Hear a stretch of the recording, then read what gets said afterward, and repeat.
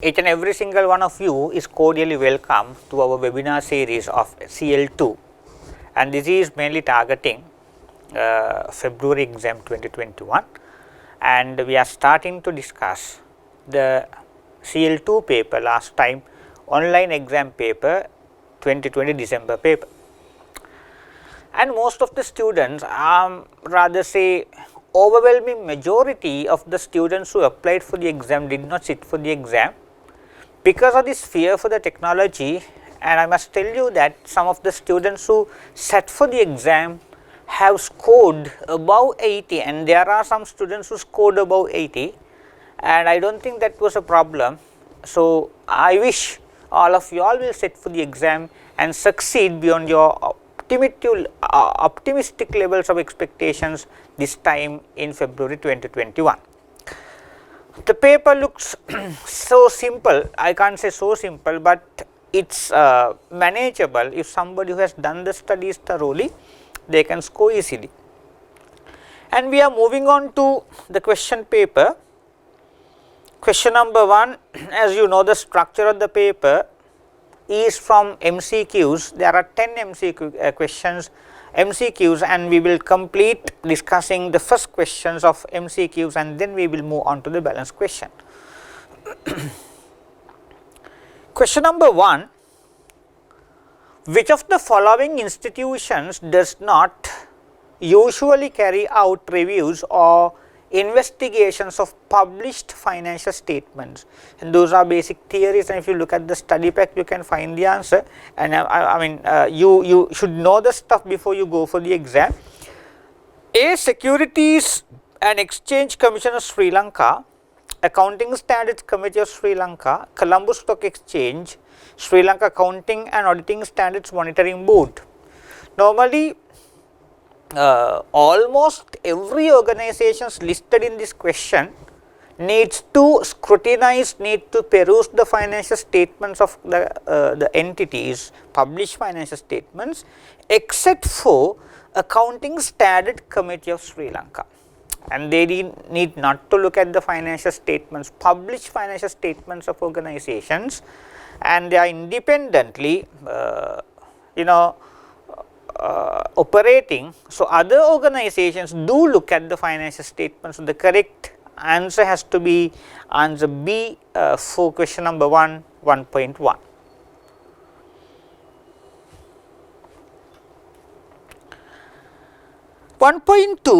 International Financial Reporting Standards and the United States Generally Accepted Accounting Principles are currently being developed by blank respectively, the Financial Accounting Standards Board and the IFRS Foundation.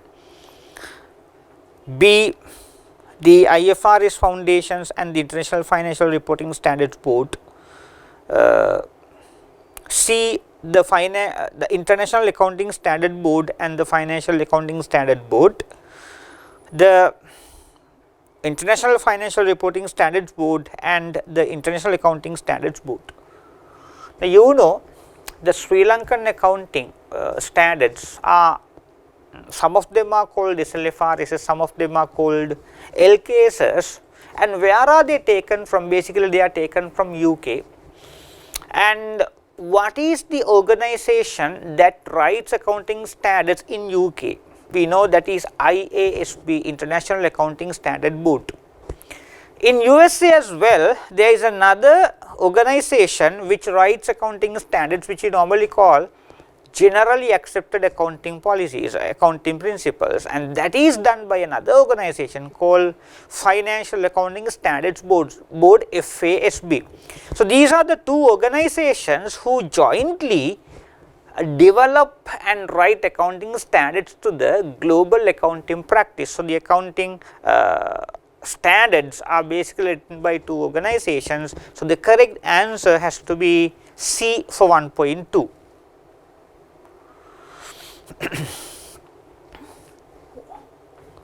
1.3, you have been given the following informations as at 31st December 19, APLC, BPLC, CPLC and DPLC. Market price per share given 20 rupees, 30 rupees, 15 rupees, 17 rupees. Earnings per share given A PLC 10 rupee, B PLC 12, C PLC 7 and D PLC 5 rupees. Which company indicates strongest shareholder confidence? To measure the confidence of the shareholders towards the shares of a company, we in particular use an accounting ratio, that is price earning ratio.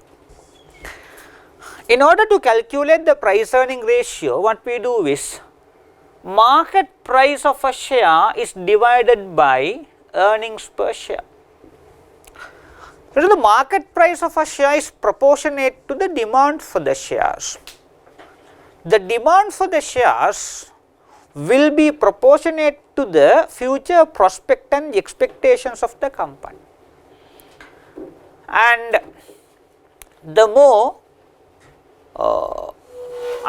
the shareholders start demanding the shares for the company when they see better prospects in the company. The better the prospects are, the higher the demand should be. The higher the demand is, the higher the market price of a share is.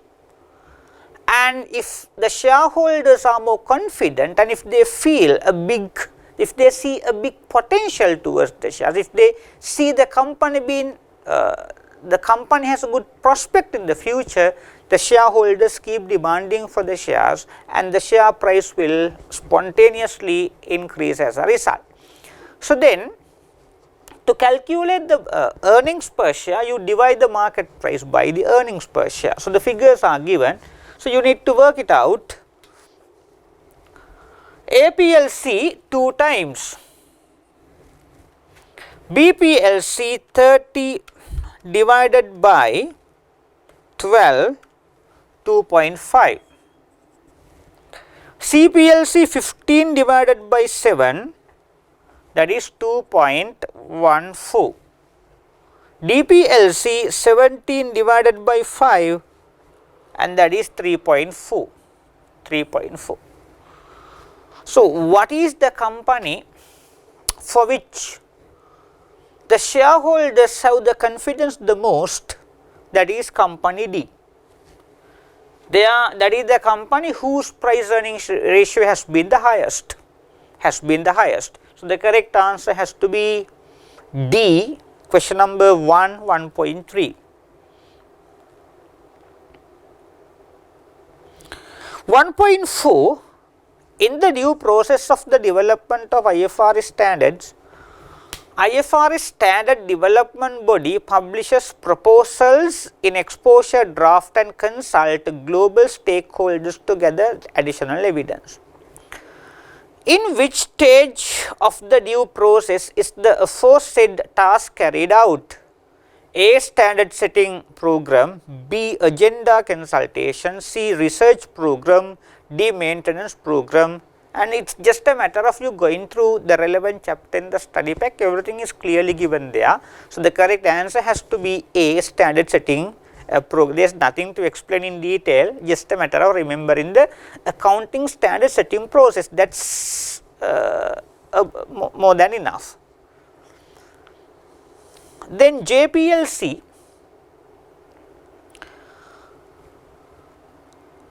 board of directors consists of 7 directors. The chairman of the company is not an independent director. Which of the following composition of directors will achieve board balance at JPLC as per the Code of Best Practice on Corporate Governance 2017 issued by CS Sri Lanka? A. 4 independent non-executive directors, 1 non-executive, non-independent director and 2 executive directors. B. 3 independent non-executive directors, 2 non-independent directors and 2 executive directors. C. 3 independent non-executive directors and 4 executive directors. D. 2 independent non-executive directors, 1 non-executive non-independent director and 4 executive directors. So, as per the best practice of corporate governance, the chairman is supposed to be an independent, non-executive independent director. Where the chairman is not an independent non-executive director, there are some other requirements to be complied with. Then the majority of the members of the director board are supposed to be, the majority has to be independent non-executive directors. So, the requirement is fulfilled in answer A. So, the correct answer for 1.5 should be A. 1.6.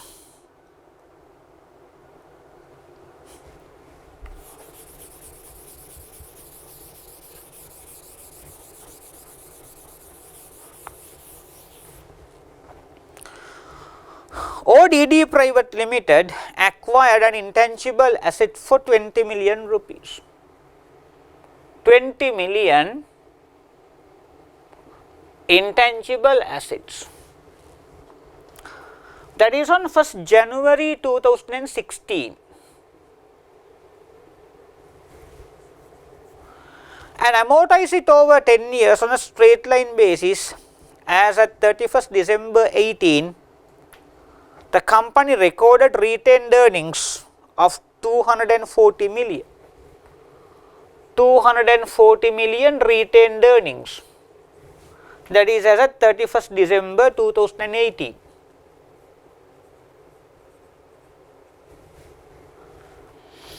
The company recorded retained earnings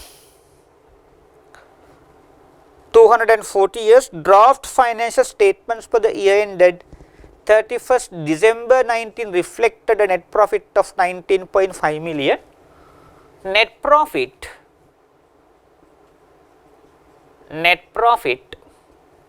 for 2019 is 19,500,000. 19,500,000. And the carrying value of the above intangible asset as at 31st December 19 was 12 million. 12 million was the carrying value. However, on 31st December 18, it was revealed that this asset had a recoverable value of 12 million and a remaining useful life of 5 years. Any adjustments resulted from the recoverable value assessment had not been accounted for. What was the retained earnings as at 31st December 19 and the net profit for the year ended 31st December 19 respectively, after the required adjustments for the above intangible asset are made according to LK's 8 accounting policies, changes in accounting estimates and errors. Right. And some calculations are required. Cost has been 20 million. And what is the question? Said the lifetime has been 10 years time. Accordingly, annual amortization should be 2 million rupees. Fine. And by the end of 2018, 3 years have passed by out of the entire 10 years lifetime. Then, for a year it is 2 million. And over 3 years time, we bought it on 1st January 2016, 16, 17, 18, 3 years have gone. So, the carrying value by 31st December 18 should be 14 million rupees. By 31st December 18, carrying value should be 20 million minus 6 million cumulative amortization. So, the carrying value would have been 14 million. Fine. Then, draft financial statements for 2019 had a retained profit of 19.5 and the carrying value of the intangible asset was 12 million. Fine, because we keep amortizing it continuously. So, we would have amortize it for 2019 as well. So, then if you deduct another 2 million from this carrying value as at 31st December 18, if you further deduct another 2 million, the carrying value would have been 12 million rupees. Those are the statistics, right. Now what has happened? It says, however, on 31st December 8, it was revealed that this asset had a recoverable value of 2 million and a remaining useful life of 5 years. Right. So, this assessment of the recoverable value and this review of the lifetime have been done at the end of 2018, 31st December 18. But this entity does not seem to have taken that account of, and they just turn their deaf ears and they continue to depreciate, amortize the original cost of 20 million over 10 years time. So then, if the required appropriate adjustments were incorporated in 2018 end, the profit figures in 2019 would have been different from what it is now. So, as a result, now since they have not done any adjustments, to incorporate the required adjustments, we need to do it. This is like a prior period adjustment. You need to retrospectively do the changes to the previous year, and that is what is needed by LKS 8. Then, if I get back to the previous year 2018,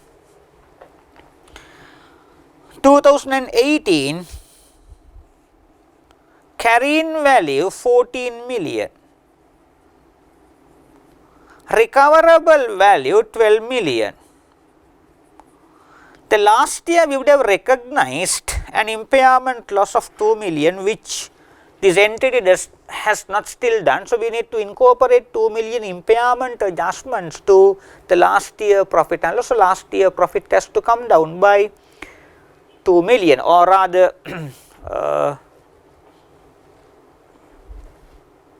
current year profit 19 and the retained earnings cumulative figure.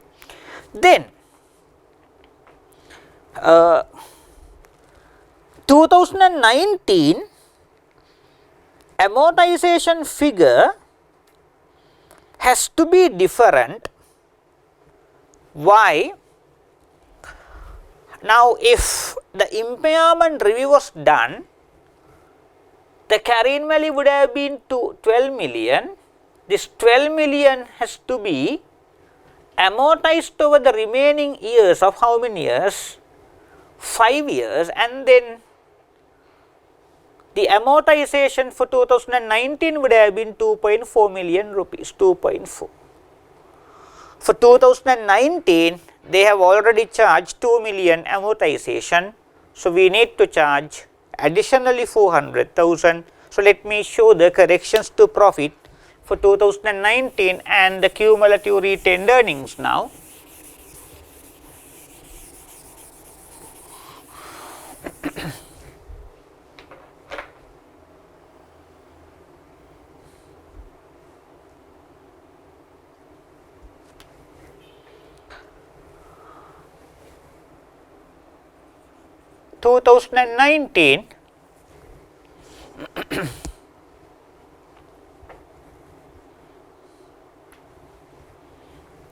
Profit figure 19,500,000 minus required amortization. So, excess amortization needed as a result of the lifetime being revised is 400,000. So, the profit figure should be 19,100,000. 19,100,000. So, also they are asking what? What was the retained earnings as at 31st December 19? So, they had given us the retained earnings by 31st December 18, retained earnings are given. 31st December 18, 240 million. and you need to deduct the impairment loss which they haven't still recognized minus impairment loss. Impairment loss has to be 2 million rupees deducted, and then you get 238 million. And then let's add the current year profit as well, the revised profit figure 19,100,000. Take the total 257,100,000 should be the revised retained earnings by 31st December 19, and the revised net profit for 2019 should be 19,100,000. So the correct answer has to be D. 1.6. Correct answer is D. 1.7.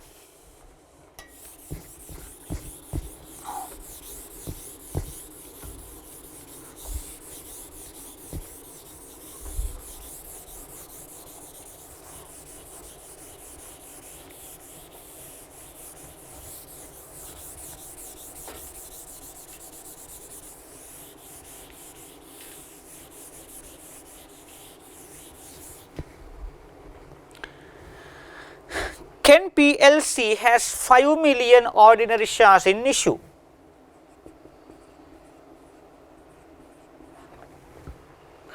At the beginning of 19, the company issued 20 million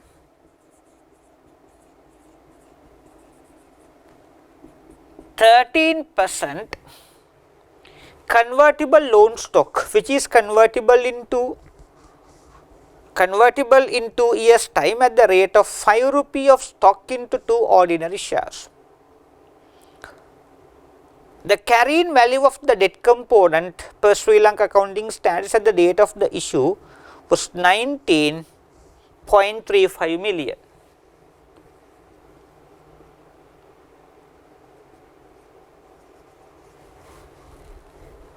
The effective interest rate is 15% net profit after tax. For the year ended 31st December 19 were 20.5 million. 20,500,000 is the profit for the year 2019, and the tax rate is 28%. So what was the diluted earnings per share for the year ended 31st December 19? As you know, in order to calculate the diluted EPS, we will take the number of shares in issue. Besides that, also we will include the potential ordinary shares. So what are the examples that we normally discuss under LKS 33 for potential ordinary shares? You talk about share option contracts, you talk about convertible instruments like convertible debentures, convertible debt instruments, and convertible preference shares, and contingently issuable ordinary shares. Here they have 5 million ordinary shares in issue. They are not asking, the examiner is not asking the basic, but that is where we should start from. 20,500,000 profit is divided by the number of shares in issue to 5 million, then you get the basic EPS, but that is not the expectations of the examiner. We need to do the dilution. So what potential instruments do they talk about here? It is 13% convertible loan stock, and here you need to be extremely careful, because at the exam under pressure you are very much likely of getting the interest rate wrong. Why? Here the examiner has given us 2 interest rate, 13% interest rates, and besides that also we have 15%. So accurately, which interest rate do you think we must take? And you know, in financial instrument discussion, if you have a debt instrument, to calculate the amortized cost calculations, where the amount of finance charge to be recognized to profit and loss, which interest rate did you learn which interest rate should be taken to calculate to determine the amount of finance charge to be taken to profit and loss. It is not the coupon interest rate that has to be the effective interest rate. So, then what you must do is, we will take the debt instrument, what has been the value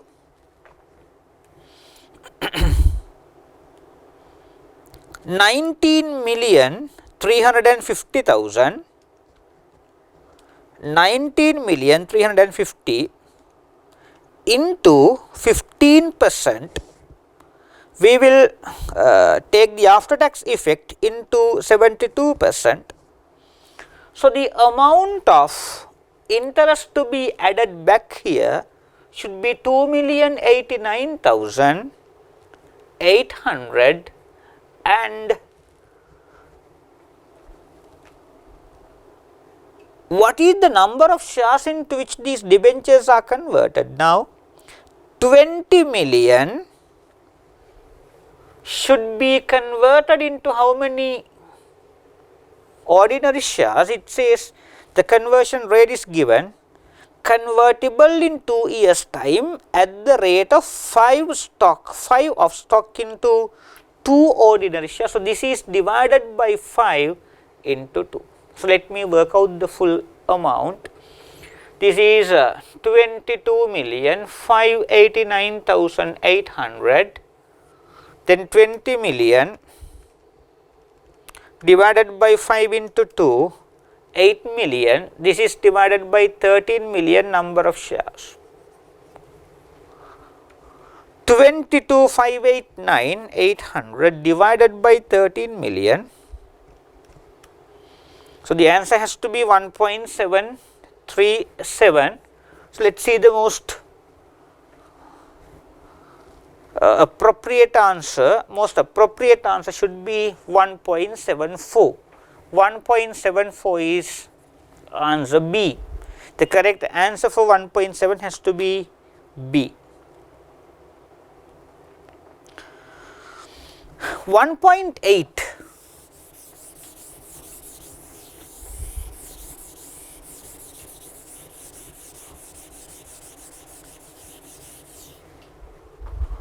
The following information relates to the defined benefit pension plans of 2 different companies at 31st March 2020. Description: company A and company B. Present value of defined benefit obligation: A 21,521, B 37,524. Fair value of pension plans assets 13,281, 38,637, asset ceiling 976. The amounts of the net defined benefit liability or asset of company A and company B as at 31st March 2020 respectively are. It is a very simple question, very simple, very basic. Fundamentals have been checked. Company A, defined benefit obligations are 21,521 minus 13,281, 8,240, 8,240, and that is supposed to be a deficit, a liability. Why?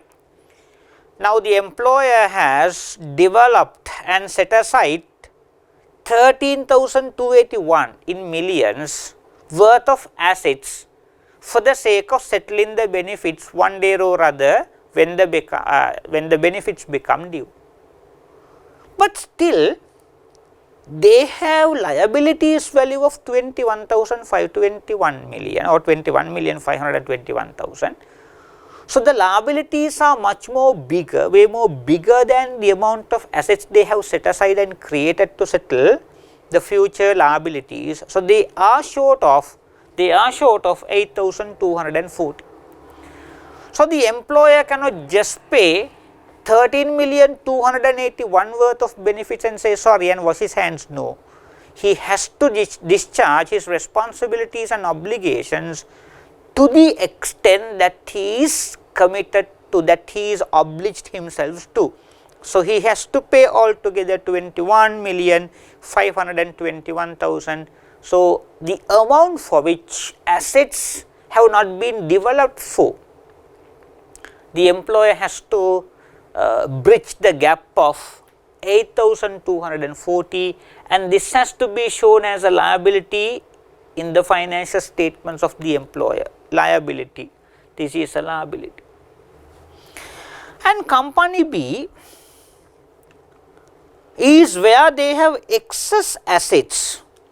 Assets value are 38,637 minus 37,524. So, they have 1,113 worth of excess assets. Where there are excess assets, you need to work out on asset ceiling which the examiner has given. Asset ceiling is 976. Then, where the assets are higher than the liabilities, you are supposed to take these two figures of the difference between the benefit liability and the benefit assets and the ceiling amount of 976. So, this value has to be sealed up to how much? 976. Now, for plan B, the value to be taken to the balance sheet should be 976. 976, this is as per the examiner, assets are within brackets. So, what should be the correct answer? It is 8,240 liability for plan A and 976 assets for plan B for company B. So, the correct answer has to be B, 1.8. 1.9, a listed entity offers a cash bonus equivalent to 50% of the monthly basic salary to its employees today with certain conditions.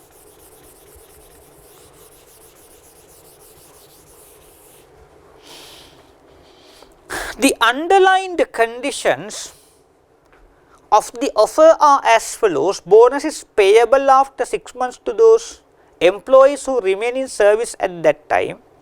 Bonus is payable only if the share price of the entity exceeds by 5% during next 6 months.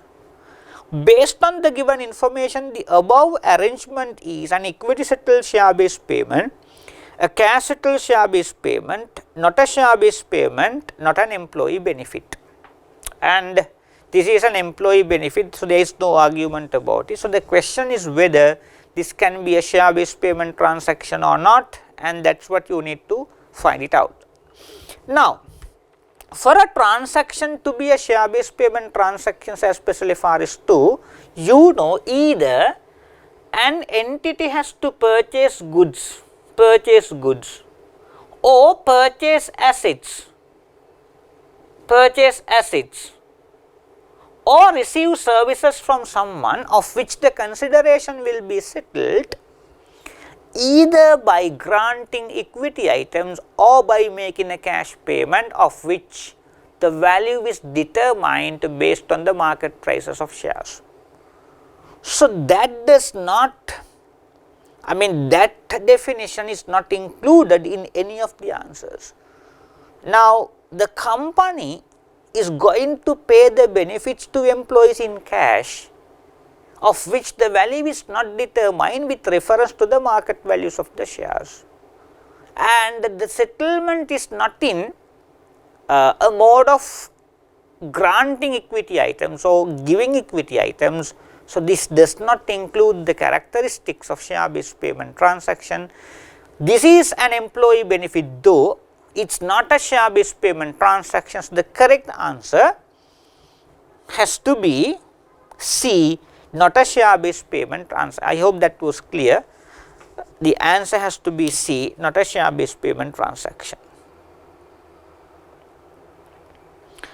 1.10, you have been given the following details of the operating segments of Ray PLC. Segment given, revenue given, profit or loss given, assets liabilities given.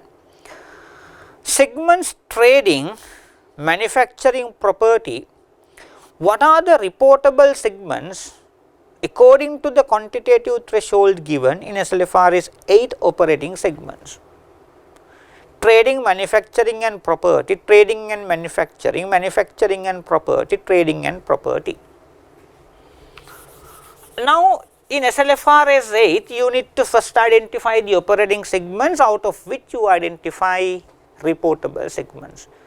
So, here the question is not about identifying operating segments, but on identifying reportable segments.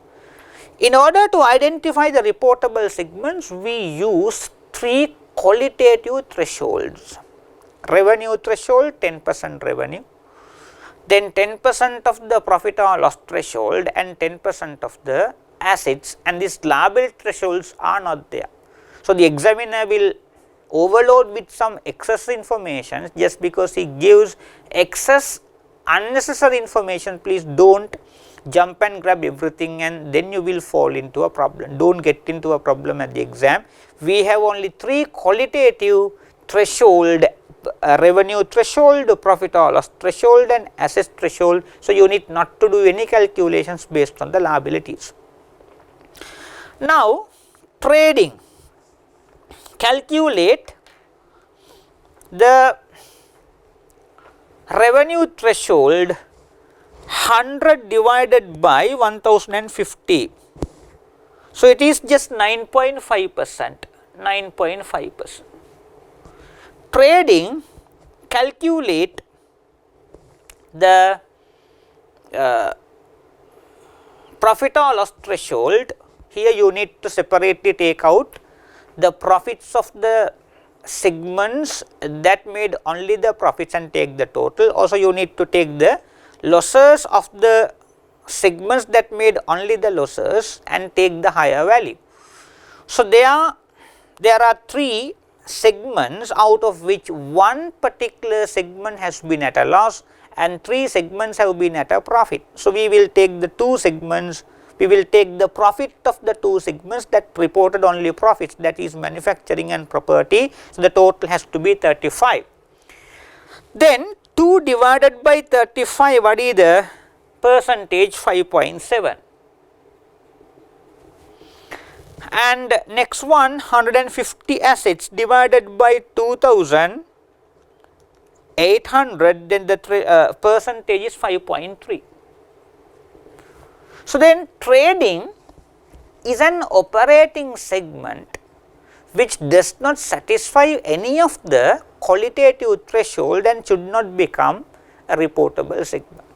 Let us work out on the other. Manufacturing, 410 divided by 1050, that is 39%. You need not to check the others, because if at least one threshold is satisfied, that becomes a reportable segment. So, you need not to go on checking the other threshold. You are going to waste your time. Property, 540 divided by 1050, it is 51%, that also becomes a reportable segment. So, there are only 2 reportable segments, that is manufacturing and property. So, what should be the correct answer? Answer has to be C. First question 1.1, correct answer has to be C, manufacturing and property. So, we will move on to discuss the question number 2. Question number 2.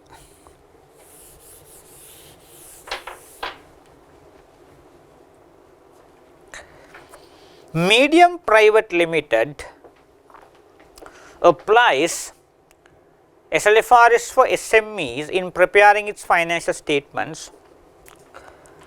MPL's financial year ends on 31st March. Based on the draft financial statements prepared by the accounts executive of MPL for the year ended 31st March 2020, the net profit for the year was 12,230,400. 11,230,400. The following are some of the adjustments included in the said draft financial statements. MPL carries its investment property at fair value. Initial recognition of the investment property was on 1st June 2015. 1st June 2015 is the date on which investment properties have been acquired at 40 million rupees. 40 million. The fair value of the property reflected in the financial statements for the year ended 31st March 18 was 45 million. 45. This is as of 31st March 2018. MPL noticed that the fair value of its investment property cannot be measured reliably without undue cost and effort as of 31st March 2019 and 31st March 2020. Therefore, the company did the following adjustments in the financial statements.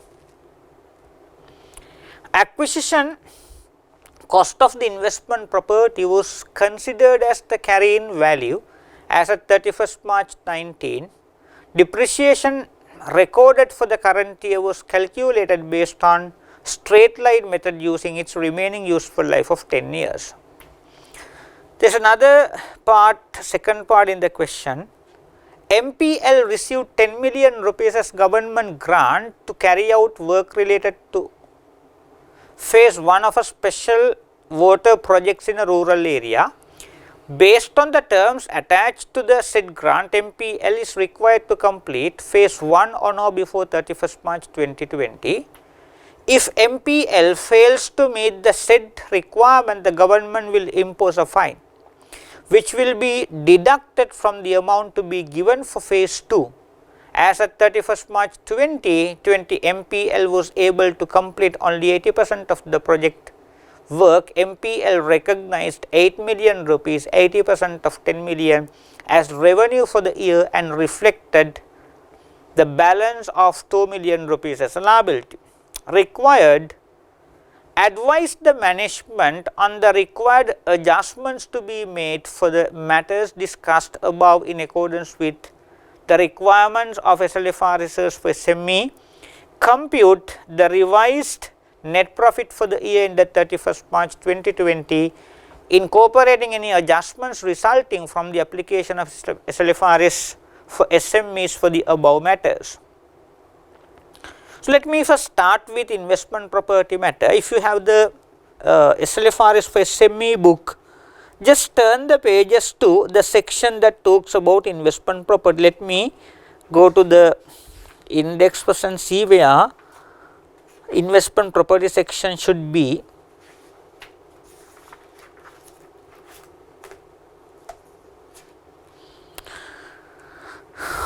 Investment property, page number 113, section 16, 113, right. Now, this says measurement after recognition, this is paragraph 16.7, investment property whose fair value cannot be measured reliably without undue cost or effort shall be measured at fair value at each reporting date with changes in fair value recognized in profit or loss. If a property interest held, that is a different story. Now, SLFRS for SME permits you to apply fair value model for the subsequent measurement of investment properties if and only if the fair value of investment properties can be determined with undue cost and effort. And to get this fair valuation done, if the entity has to spend a big amount of money comparatively, and then the entity need not to apply fair value model, might as well to go to stick to cost model. And if the measurement of fair value of investment properties requires additional effort, then again you need not to apply fair value model of investment properties as per SLFRS for SME, and then you can apply the cost model. So, remember, it is very important to remember that this fair value model is permitted to be used for the subsequent measurement of investment properties for SMEs only if the fair value can be determined without undue cost and effort. If I get back to the question, investment property has been acquired on 1st June 2015 and it has been 40 million rupees and they have adopted fair value model. Now they got stuck where? They got stuck somewhere down the line. The fair value of the property reflected in the financial statements for the year ended 31st March 18 was 45 million. And this was the finally determined fair value 31st March 2018, fine. MPL noticed that the fair value of its investment property cannot be measured reliably without undue cost and effort as at 31st March 19 and 31st March 2020. Therefore, the company did the following adjustments in the financial statements. Acquisition cost, that is 40 million of the investment property was considered as the carrying value as of 31st March 19. Depreciation recorded for the current year was calculated based on the straight line method using its remaining useful life of 10 years. So, what this company seems to have done does not fall in line with the requirements of the SLFRS for SME. Now, you know, if a particular property has an active market from which fair value can be readily determined without undue cost and effort, it is just a matter of you going to the market and picking the information and then you can measure the investment properties at fair value. Sometimes the active market that was existing may not any longer exist. Then deciding and determining fair values may not be as simple as before. Now you need to get someone to fair value, lot of techniques may be used, SLFRS 13, and you need to pay to the valuers and their fees may be so high and exorbitant. Now fair value determining exercise requires additional cost and effort. If that is the case, what SLFRS for SME says is that the carrying value as of now should become the carrying value all along, and this is what you need to go on depreciating. So, as a result, now without getting back to the original cost of 40 million, this MPL company has to take the final fair value of 45 million to be the carrying value, and this is what they should continue to depreciate over the remaining number of years. Why? When you apply the fair value model, you cannot depreciate, but if you start shifting from fair value model to cost model, it is not an accounting policy change, I must say that. It is not an accounting policy change. This is like you adjusting yourself to the changing circumstances without changing the accounting policy. We apply the cost model not because we wanted to change it from the fair value model to cost model. So, we apply the cost model because we have no option but to apply the cost model. There is no active market from which the fair values can be readily determined, and finally determined fair value has to be the carrying value to be continued to be depreciated hereafter. So, let us see how the depreciation figure should be. Already they have done the depreciation calculations by dividing the original cost of 40 million over 10 years, it is 4 million, whereas the actual depreciation figure would have been something else. How much? The actual depreciation figure would have been different. Let us see how the depreciation figure has to be, how much the depreciation figure should be. The depreciation figure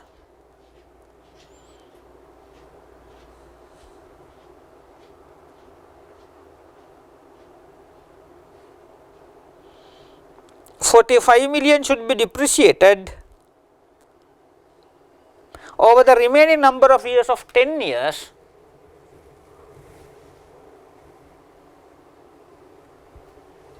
Then it has to be 4.5 million, 4.5. So, now the profit figure has to be deducted by this excess 500,000 depreciation. I hope that was clear. they cannot depreciate the original cost of 40. Why? If it is a situation of the asset cannot be, if it is an instance where the fair value cannot be determined with undue cost and effort, not that do we transform, not that do we shift from the fair value model to cost model, but finally determined fair value should become your carrying value, which is to be depreciated over the remaining number of years, and it has to be 45 million, not 40. So, already they have charged 4 million depreciation based on the previous cost. So, what should be the revised or the correct amount of depreciation? 4.5 million. So, the profit figure has to be deducted by 500,000 rupees. So, let us see what the requirement of the examiner is. Advise the management on the required adjustments to be made for the matters discussed above in accordance with the requirements of SLFRS for SME. Okay.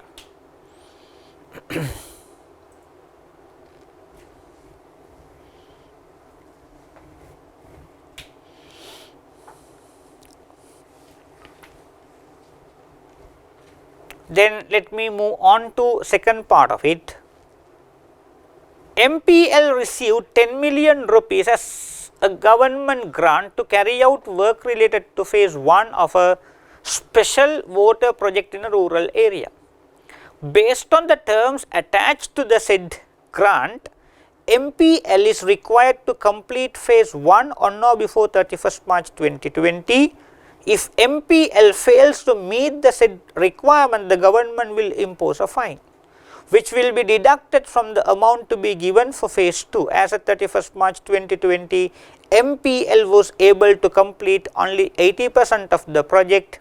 MPL recognized 8 million of 10 million rupees as revenue for the year and reflected the balance 2 million rupees as a liability. Now, for the government grants to be recognized, there are two requirements. What are the two requirements?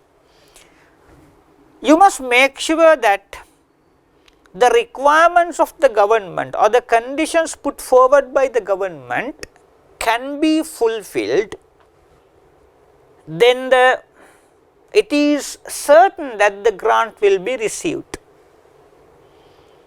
Now, for you to be entitled to the grant, there are certain requirements to be fulfilled. What is it?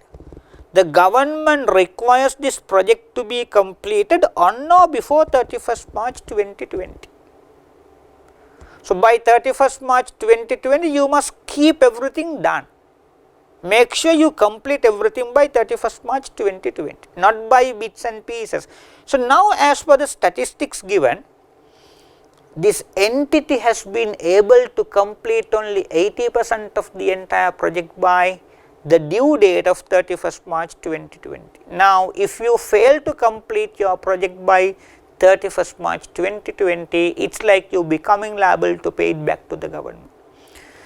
Now, whatever it is, if you haven't fulfilled the required conditions of the government, you cannot recognize government grants.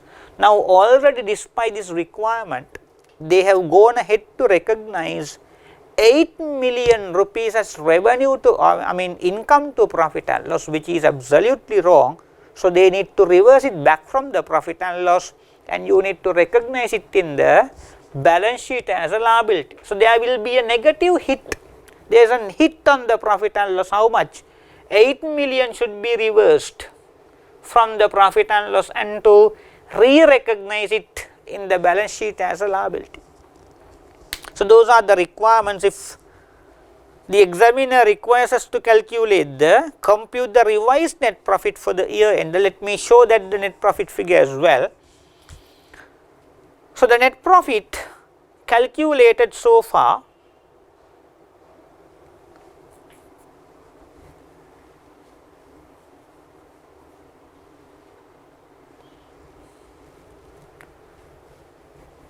11,230,400. So, you need to deduct 500,000 rupees for additional depreciations of investment properties, and the government grant recognized as income to profit and loss should also be reversed.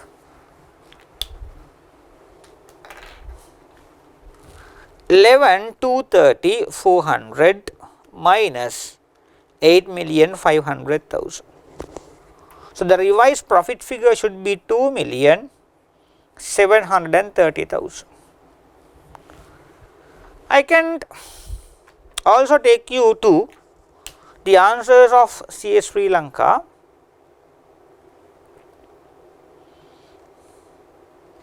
Question number 2.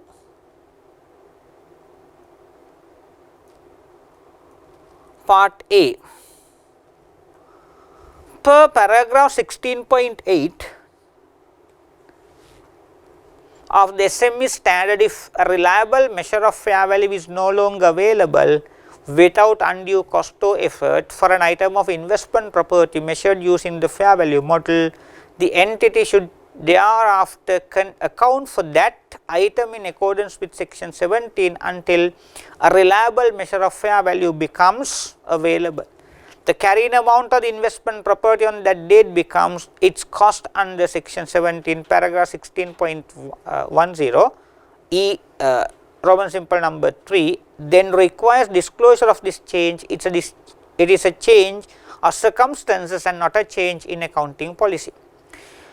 Recording the investment property at cost on 31st March 19 as the fair value could not be measured without undue cost or effort is not correct. MPL has to consider the carrying value of 45 million as the cost as at 31st March 19, and it should be depreciated over the remaining useful life until a reliable measure of the fair value becomes available. Accordingly, depreciation that should be recognized for the year is 4.5 million rupees and not 4 million, and the carrying value of the investment property as of 31st March 20 should be 40.5 million.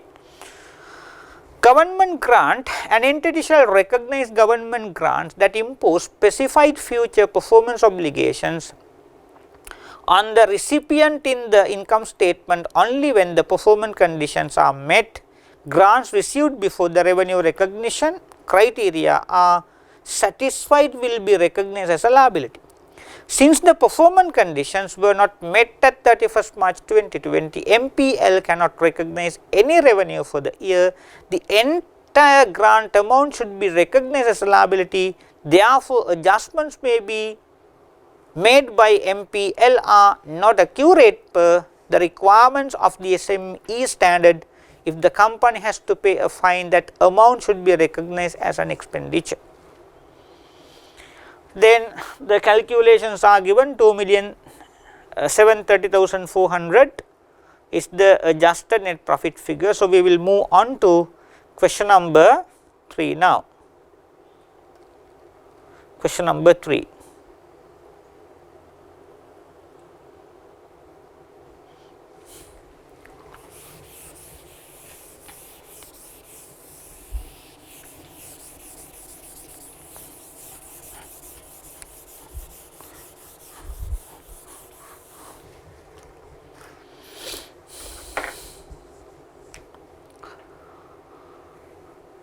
Milanka Ceramic PLC manufactures ceramic tiles and bathware and sells its products through its island-wide showroom network, dealers and commission agents. Some salient features of the company's business practices are listed below. First one, MCP pays sales incentives to showroom sales staff in the range of 1 to 2% on gross sales based on the percentage of target achievement.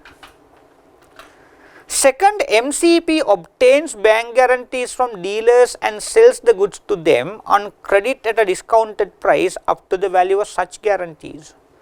Once the goods are sold to the dealers, they cannot return the goods unless they are covered by a warranty clause.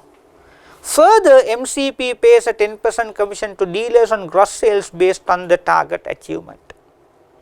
Third one, commission agents keep MCP's goods in their locations and deposit the daily sales collection in MCP's bank account.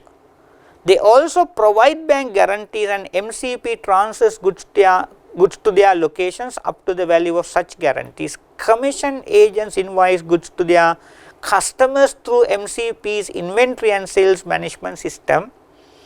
They usually receive a 15% commission on gross sales.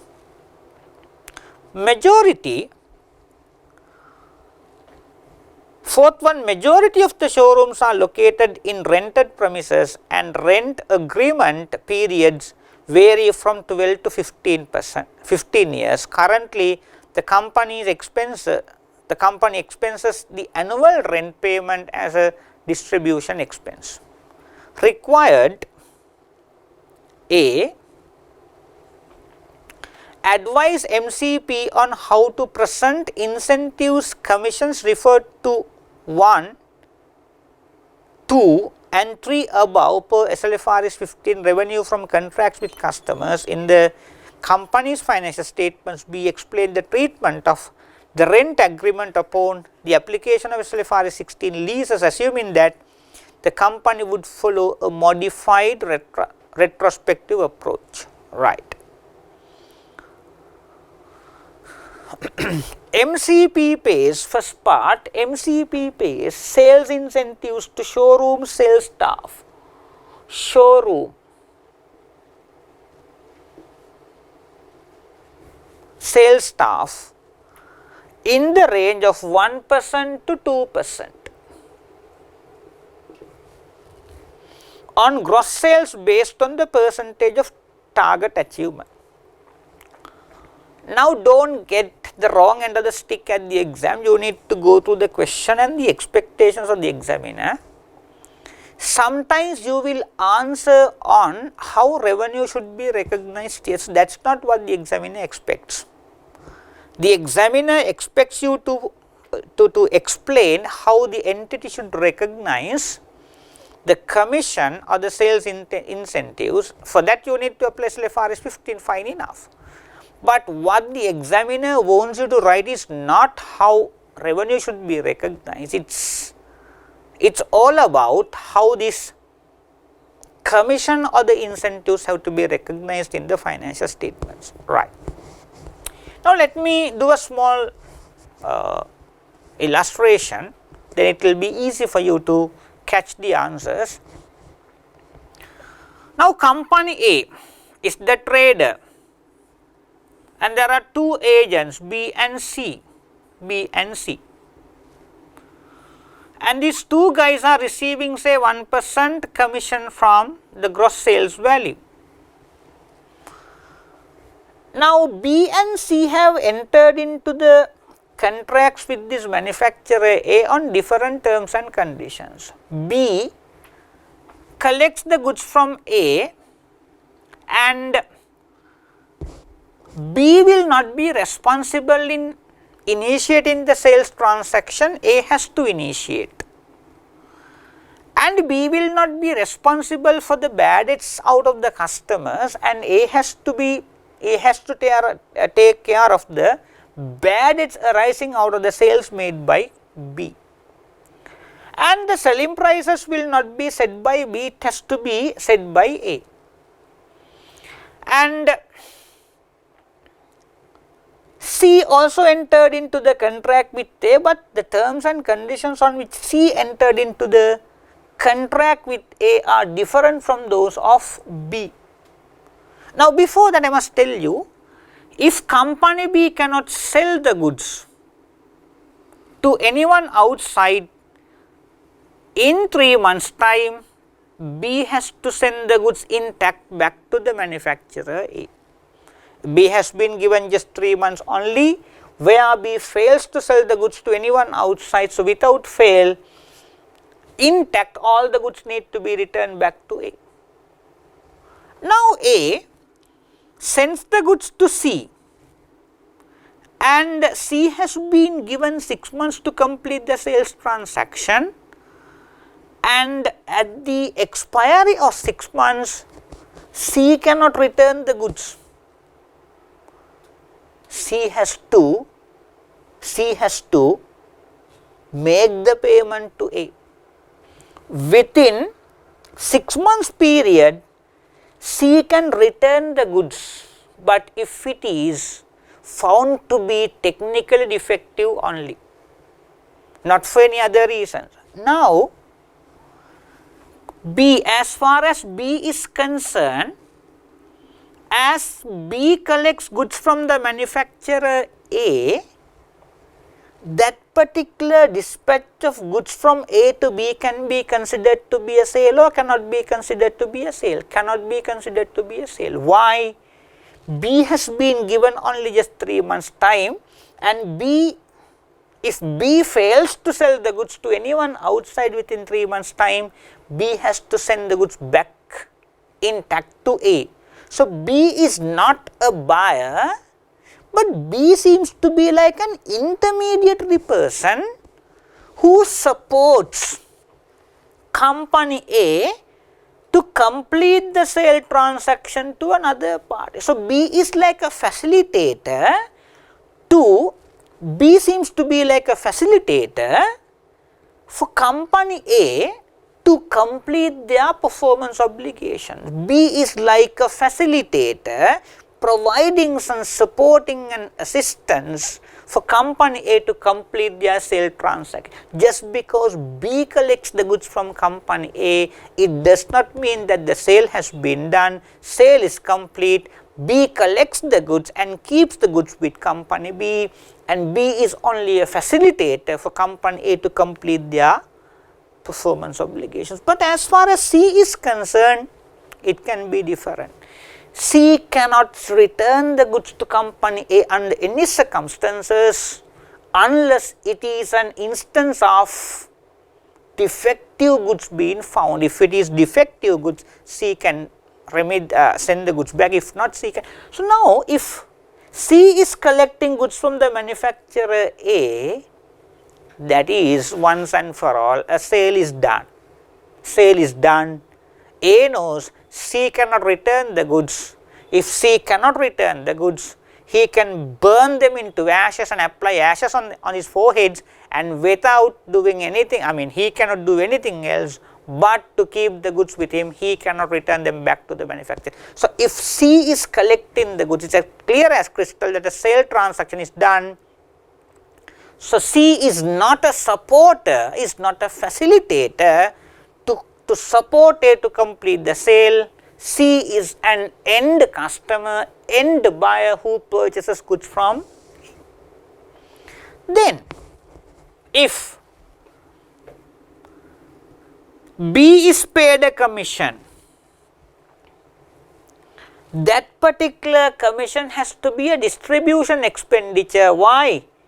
B is a supporter for distribution activity of company A, and B is supporting to complete the distribution part of company A, and his commission has to be a distribution expenditure. But if you pay a commission to C, C is a final customer, end customer, and that is like you giving him a trade discount. And in your A-level class, back in your school days, maybe 30-40 years back, a trade discount has not been a distribution expenditure in the profit and loss, never, and you used to deduct it from your gross revenue. I hope you got the point. It depends on, the way you treat for the commission in either case depends on whether it was a complete sale transaction or whether it was just getting the service of an outside party for us to complete our sales transaction. That is how you discriminate those two commission, whether it has to be a deduction from gross revenue or whether it has to be an expenditure, distribution expenditure in the profit and loss. So now it has to be clear. Now you can answer the question.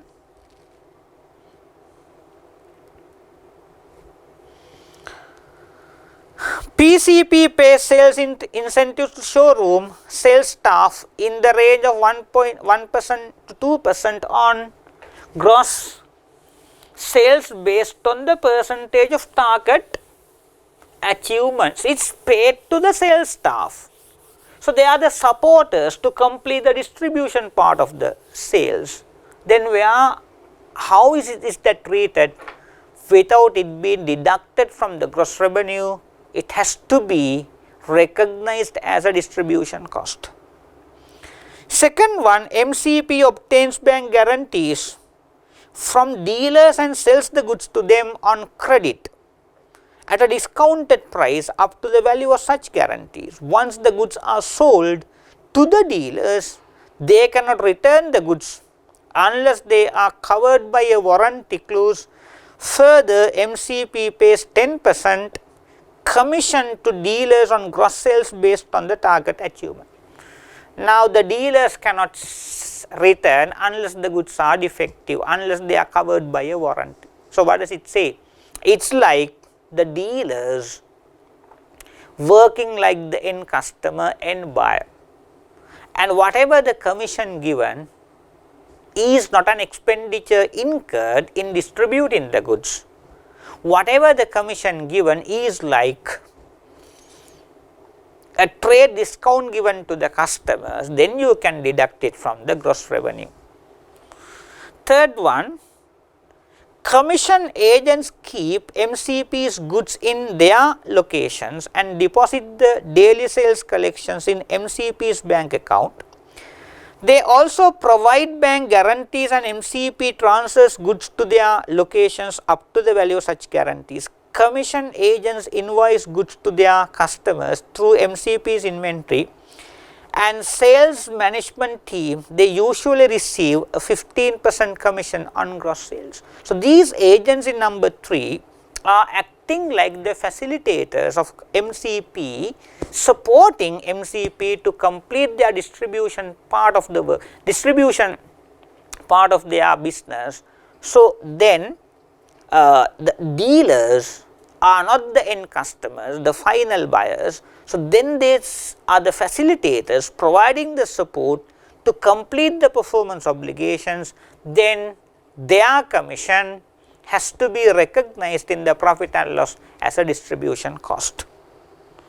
Fourth one, majority of the showrooms are located in rented premises and rent agreement periods vary from 12 years to 15 years. Currently, the company expenses the annual rent as a distribution expenditure. Now, it has got nothing to do with SLFRS 15, it is from SLFRS 16 leases. And this is not a short term lease where the lease term is 1 year or less than 1 year. Neither does it seem to be a lease of low values lands. So, then SLFRS 16 requires the lease liability to be recognized and the right of use asset to be recognized. Lease liability should be initially measured at the present value of the minimum lease payments, and the right of use asset should be initially measured at the lease liability plus any directly incurred cost on the lease. Then the right of use asset has to be depreciated over the lifetime of the asset. The lifetime seems to be ranging from 12 years to 15 years, then that is as per LK 16 property, plant and equipment. The entity can use either cost model or revaluation model for them to subsequently measure the right of use assets. And the lease liabilities are more or less equal to the financial liabilities, and financial liabilities are measured using the amortized cost, and here the lease liabilities are measured using a technique which is almost consistent to the amortized cost. So, what you do is you take the interest rate implicit in the lease and recognize the finance charge over the lease term, and that gets added to the lease liability back, and as and when you settle the installments, your liabilities will get reduced gradually accordingly, and that is how you determine the value of the lease liability. So, that is how you need to develop answers for this question, and let us look at the answers of CA Sri Lanka.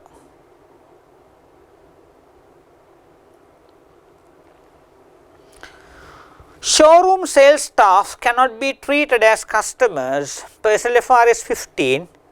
They are the people who market the products to customers. Hence, sales incentives paid to sales staff cannot be reduced from revenue and need to be shown as an expense under distribution expenses.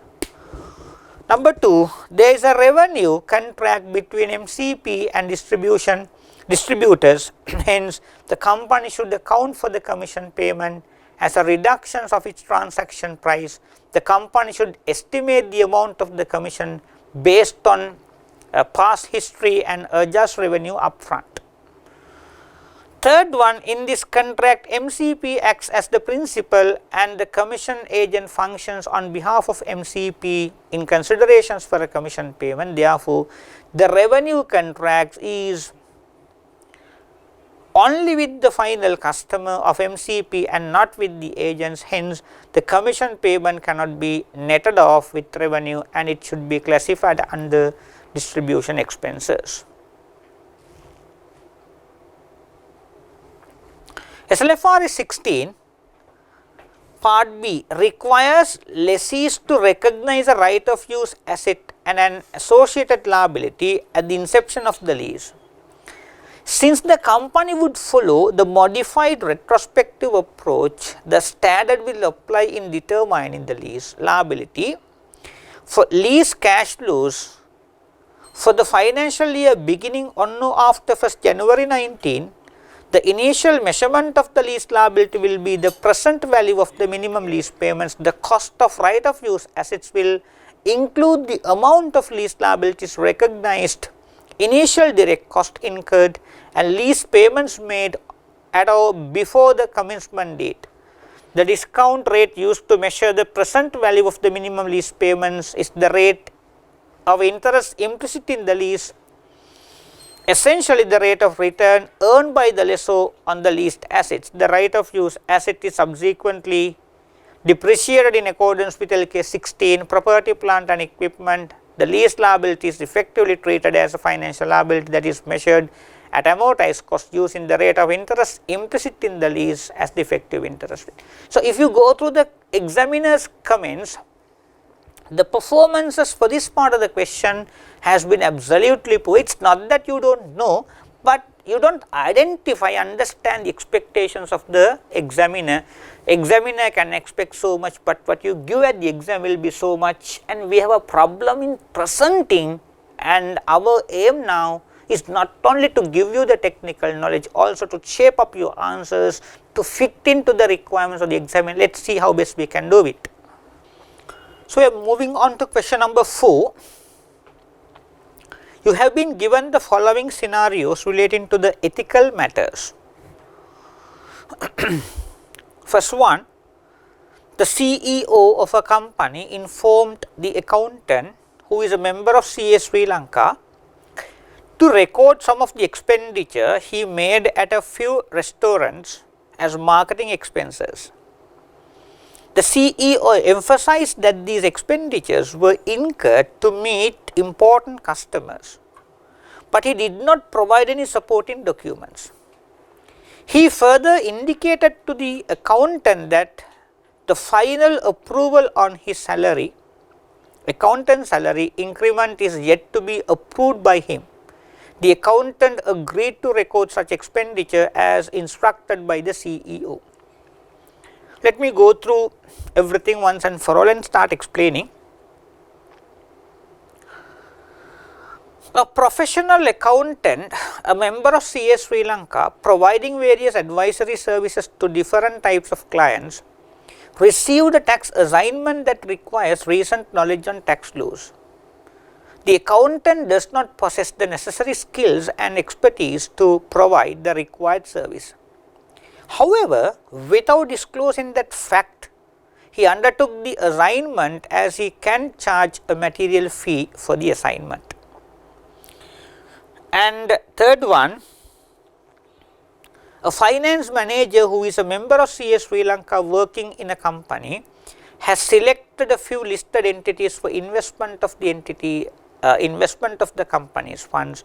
One such entity in which the largest investment will be made is a key client of an advisory firm, and the finance manager's wife is the owner of this advisory firm. Required for each scenario given above, explain two fundamental ethical principles. Violated. Explain two fundamental ethical principles violated and one threat to the fundamental ethical principles as per the code of ethics issued by CL Sri Lanka. Right.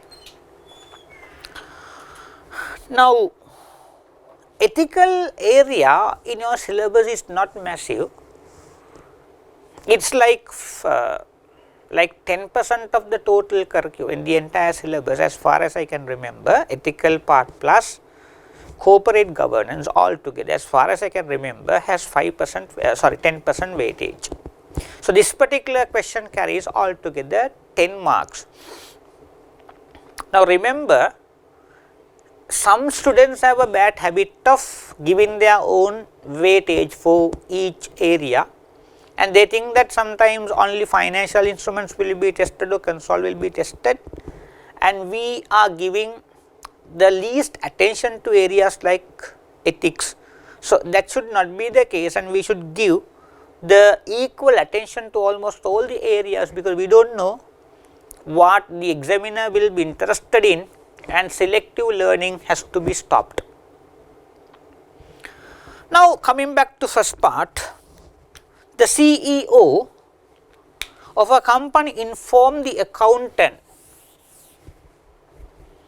who is a member of CL Sri Lanka to record some of the expenditure he made at a few restaurants as marketing expenses.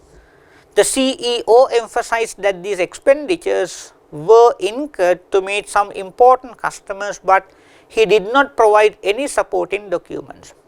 He further indicated to the accountant that the final approval on his salary increment is yet to be approved by him. The accountant agreed to record such expenditure as instructed by the CEO.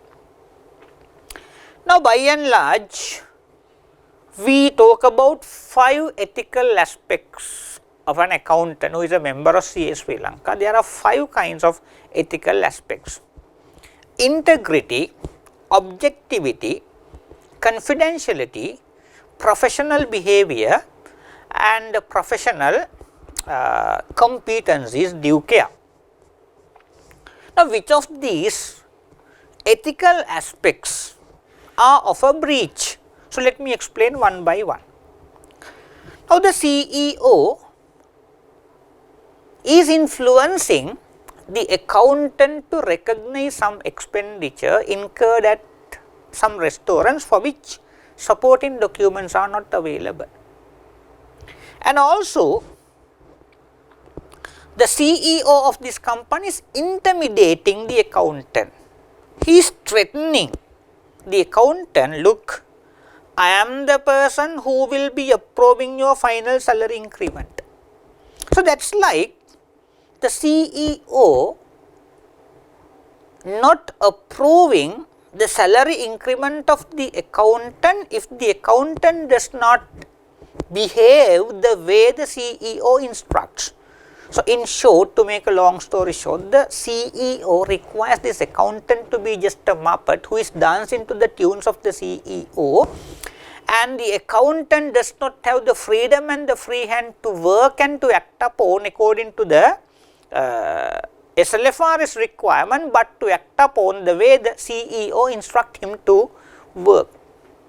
Now, as a result, the accountant is under the pressure, under the threat, under the influence of the CEO, and it's like the accountant not been able to work the way he is supposed to work to comply with ethical requirements, to comply with the requirements of SLFRSs, but to load to the profit and loss the expenses he personally incurs sometimes, which we do not know because no supporting, no nothing, and then nobody knows what the hell it is. So, as a result, it seems to be, there seems to be a clear breach of objectivity, and do this. I am commanding you, you do this. I am commanding you not to do this, so do not do that. So, he is like commanding and the accountant is acting upon.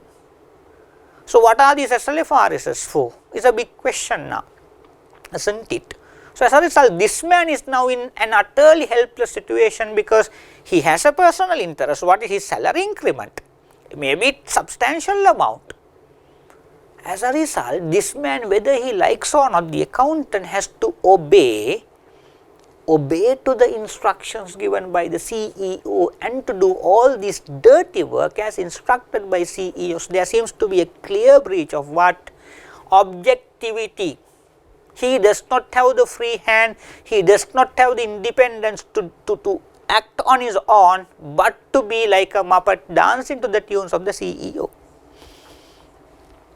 Then, more importantly, integrity.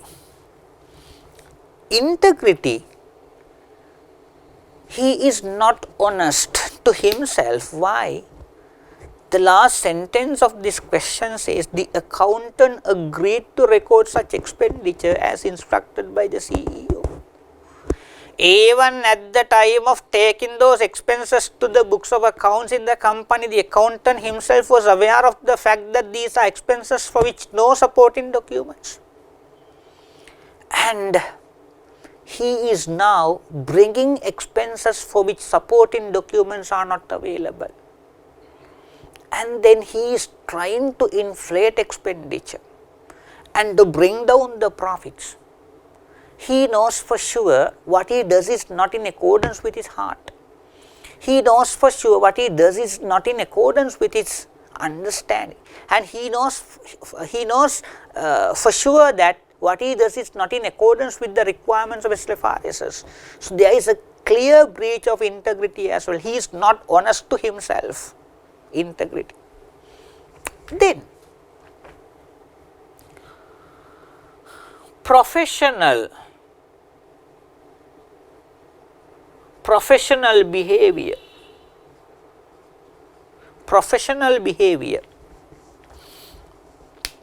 Now, if he acts upon the way the CEO is instructing him to act upon, and then the CEO will make the best out of it, then the CEO will develop the habit of incurring personal expenses and to slam everything in the profit and loss of the company to bring down the profit of the company, or maybe to manipulate the profits, and then the accountant will keep doing that, and this seems to continue for the future as well. And the accountant, being a member of CS Sri Lanka, will discredit to the profession. Why? So, what is the impressions we will create in the mind of the CEO? Being a chartered accountant is like being a Muppet who will be prepared to dance to tunes of everyone without having a strong backbone to say, no, I am acting according to SLFRs, not to the instructions of CEO. I mean, you can't do what you are not supposed to do. Then this is going to discredit to the profession, and there is a clear violation of what? Clear violation of professional behavior. So, you need not to write everything. I am just explaining for your betterment, for your convenience, and you need to write only 2 out of these. It is a clear breach of objectivity, that is one. It is a clear violation of integrity, and is a clear violation of what? Professional behavior. threat. What are the threats?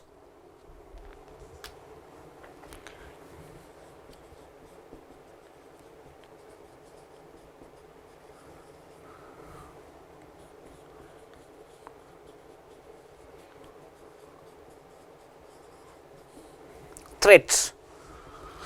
Now, the threats will be, now the CEO is threatening. We call it not a threat, actually it is intimidating. Intimidating. You can see the dictionary meaning, intimidating. You do it, if not you are not getting your salary increment. You do it, if not you are not getting your promotions. You do it, if not your annual leave will not be approved. You do it, if not your study leave will not be permitted. I mean, if he is still will doing some other postgraduates, your study leaves will not be permitted. So, now the CEO will be intimidating the accountant, that is one threat. And personal interest, and the accountant know, for me to get my salary increments, I need to bow down in front of the CEO and to do what he wants me to do. And the accountant know, for me to get my leave approved, I need to bow down in front of the CEO and to do what he wants me to do. So, there will be personal interest, and also there is intimidation. Intimidation, those are the two kinds of threats here, and you need not to write both of them. If you write at least one, I mean the requirement is only one, and you will score the full marks. Let us look at the answer of CS Sri Lanka.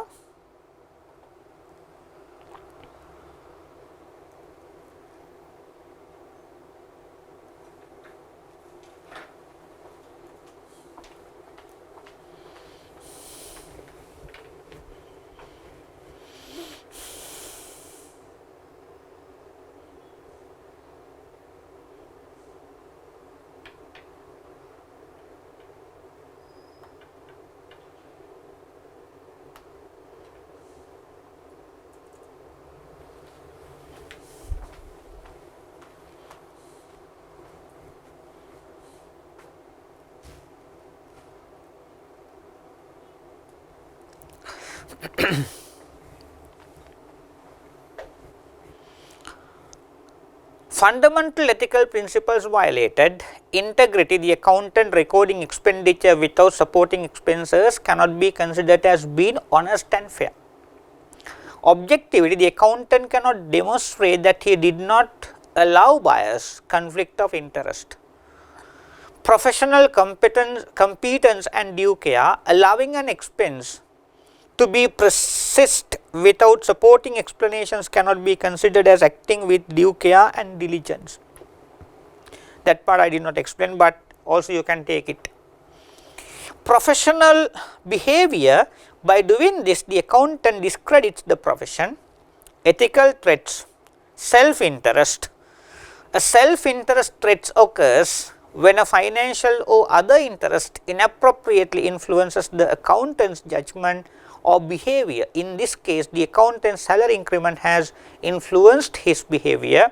Intimidation, this results from the undue influence of the CEO. So, those are what I explained, and you need to write only one threat and two violations of ethical aspects. Then second part of the question, a professional accountant, a member of CS Sri Lanka, providing various advisory services to different types of clients, received a tax assessment that requires recent knowledge on tax laws. This accountant does not possess the necessary skills and expertise to provide the required service. However, without disclosing the fact, he undertook the assignment, as he can charge a material fee for the assignment. Right.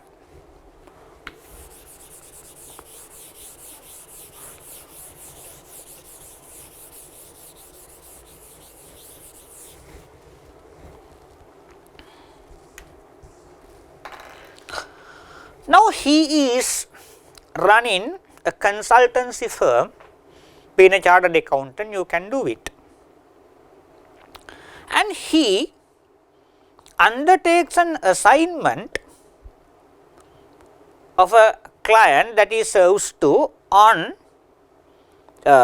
so that requires tax law, the revised and the latest tax law. Apparently, this particular accountant does not possess, does not have the required competency, does not have the required tax knowledge, he does not have the skills to complete this assignment. But without disclosing that fact to the client, he has undertaken the assignment as if he can do it. So, what are the, because now his income will be so big from this assignment, there will be a substantial and sizable income for him from this assignment. What are the breaches?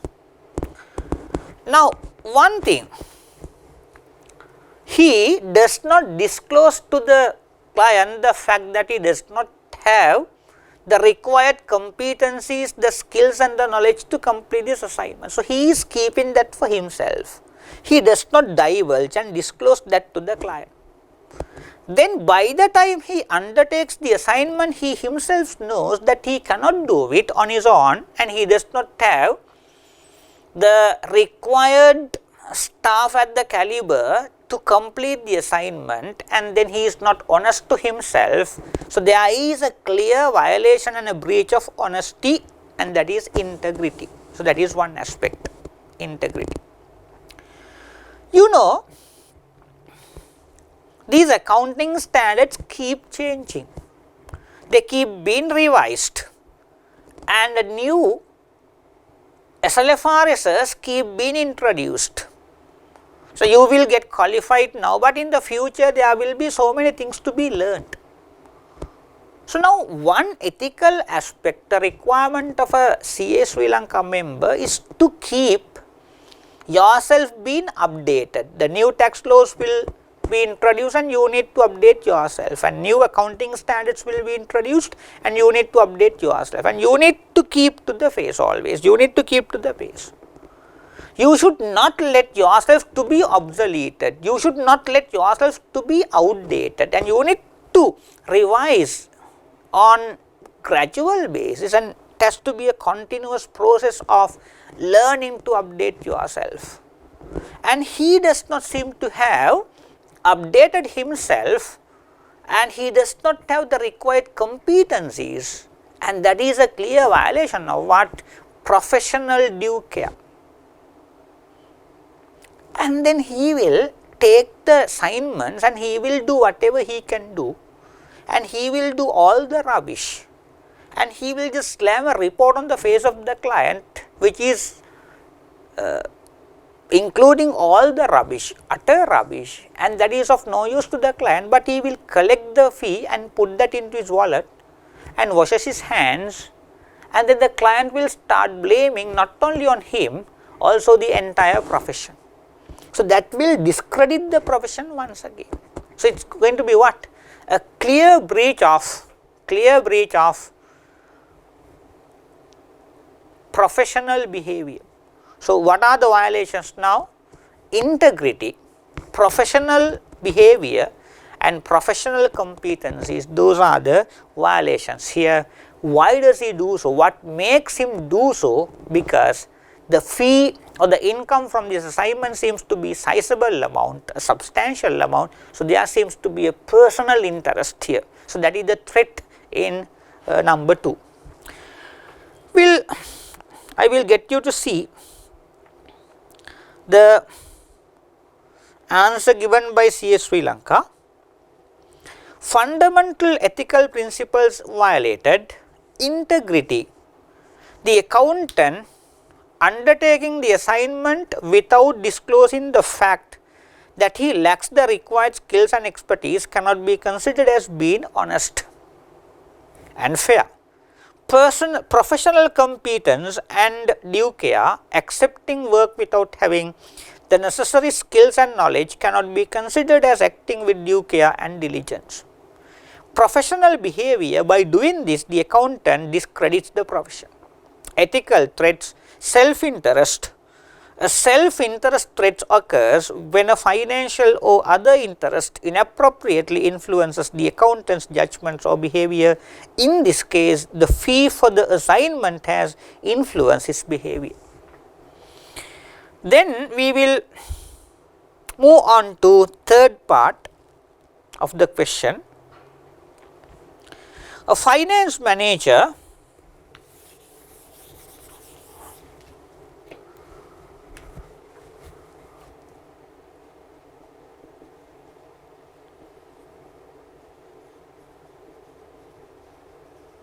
and he is a member of CS Sri Lanka, working in a company, has selected few listed entities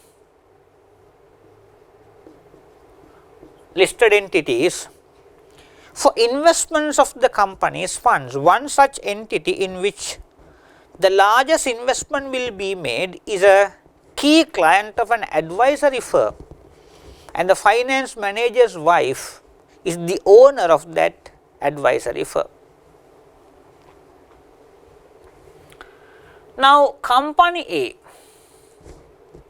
has been a company where the biggest amount of funds was invested in, and company A has been a client of an advisory firm run by the wife of the finance manager. Right. So, that is the scenario given. So, what are the ethical aspects that are in a complete breach? Now, finance manager knows exactly where he makes the investment in. The lion's share, the biggest amount of the investment, biggest amount of the funds of the company has been invested in a company which is a client of a firm where the wife of the finance manager works. Then that fact would not have been disclosed to the other stakeholders, and the finance manager knows exactly that he does something without disclosing and divulging the required information to the superiors and to the other stakeholders, then he is not honest to himself. So, that is going to be a clear breach of integrity. And if we disclose the fact that the biggest amount of investment will be in a company which is a client of an advisory firm run by the wife of the finance manager, and if all the stakeholders, the CEO and the shareholders, the board of directors have given the permissions, have given the okay, then everything is clear and transparent, and this he does not have any problem because he has made it as transparent as possible and everybody has been made aware of the fact, and there is nothing to be hidden. There is nothing going to be hidden. So, as a result, here there is a clear breach of honesty, integrity, him keeping that information for himself cannot be considered as being fair, as being honest to himself, to the other parties. So, it is going to be a clear breach of honesty, integrity. Next one, now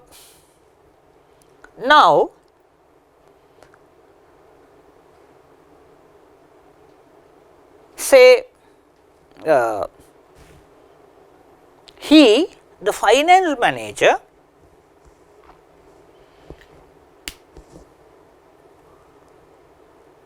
must have the personal interest to make that investment in this particular company, because directly or indirectly that will financially benefit to the wife.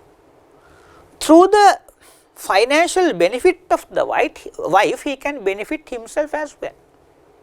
So, he has personal interest, and this personal interest for himself will keep him under pressure to make that investment, So, there can be a clear breach of objectivity as well. He is not independent because of this personal interest to his family. He is not free and independent to take the decisions fairly, and he is under pressure to make that investment in that company because he is going to benefit himself. Next one, professional behavior. Now later on, if he gets caught to the other stakeholders for having this investment done in this company, and these relationships and the connectivities are brought into light, everybody gets to know that, and then the other directors, the stakeholders, the shareholders will question from this guy. Are you a chartered accountant? Is this what a chartered accountant is supposed to do? And is this what you are supposed to do? And is this what you were recruited for? So that kind of behavior will discredit the profession once again. So there will be a clear breach of professional behavior as well. What are the threats? Threats will be self-interest, as I explained before. So the threats will be the self-interest, and the ethical violations will be integrity, objectivity, and the professional behavior. So we will also look at the answers of CS Sri Lanka.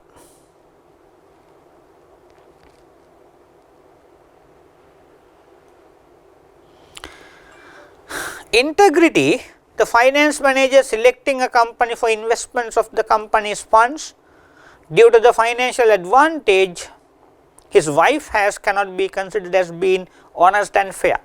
Objectivity, the finance manager cannot demonstrate that he had not allowed bias, conflict of interest. Professional behavior, by doing this the accountant discredits the profession. Ethical threats, self-interest. A self-interest threat occurs when a financial or other interest inappropriately influences the accountant's judgment or behavior. In this case, the financial advantage to his wife has influenced his behavior.